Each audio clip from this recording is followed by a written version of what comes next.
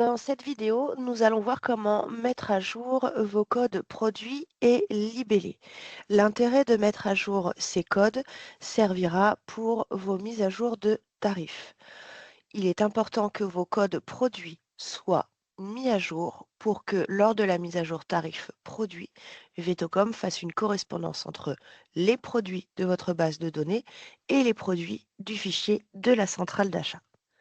Pour cela, nous allons nous rendre dans Gestion, ensuite mise à jour tarif des produits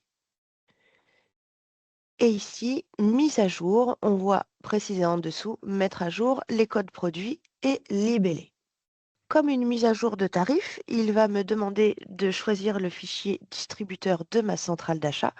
Je prends bien sûr le premier du mois en cours et en général c'est un fichier qui est récent puisque ces mises à jour tarifs et produits se font au début du mois. Donc, ma centrale d'achat est celle-ci, Alcyon Pau.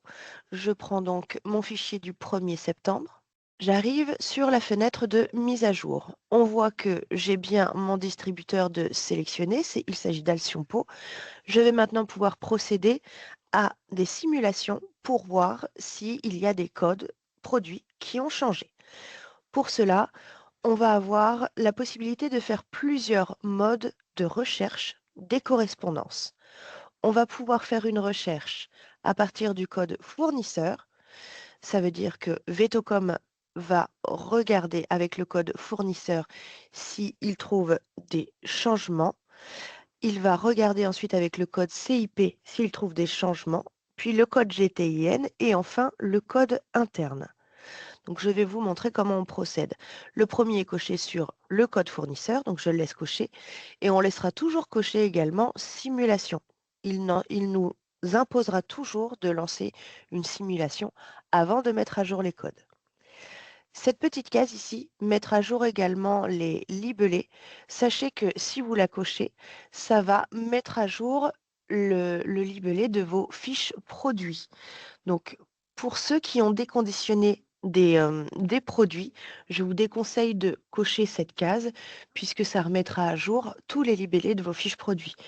Et du coup, vous ne pourrez plus faire la différence dans le titre de votre fiche produit de celle qui est déconditionnée ou boîte entière.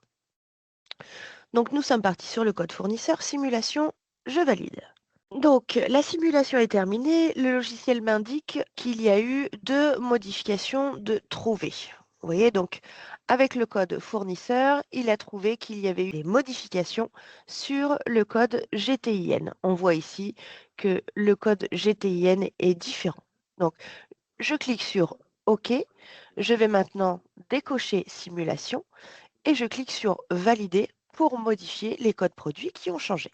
Donc là, c'est un message informatif. Il dit qu'il met à jour les codes produits. Il demande si on veut confirmer l'exécution du traitement. Oui, bien sûr. Traitement terminé. On a la possibilité d'afficher la liste des produits pour lesquels les codes ont été modifiés si on le souhaite. On va revenir maintenant sur mise à jour.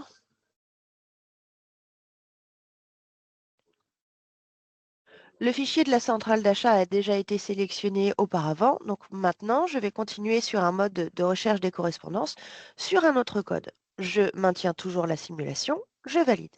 Alors, la simulation est terminée. Pour la correspondance sur les codes CIP, on voit qu'il n'a trouvé aucune modification. Je mets donc OK. Je vais maintenant sélectionner une recherche des correspondances sur le code GTIN. Je garde toujours simulation cochée, je valide. La simulation sur les codes GTIN est terminée. Il m'a dit qu'il n'avait trouvé aucune modification. Donc, dans le cas présent, je n'ai pas eu beaucoup de modifications, chose qui peut arriver régulièrement si justement vous mettez à jour vos codes produits régulièrement. Donc, une fois que cette mise à jour est faite, vous pouvez sereinement aller faire la mise à jour de vos tarifs produits. Vous serez assuré désormais que Vetocom va trouver une correspondance avec le fichier distributeur de votre centrale d'achat.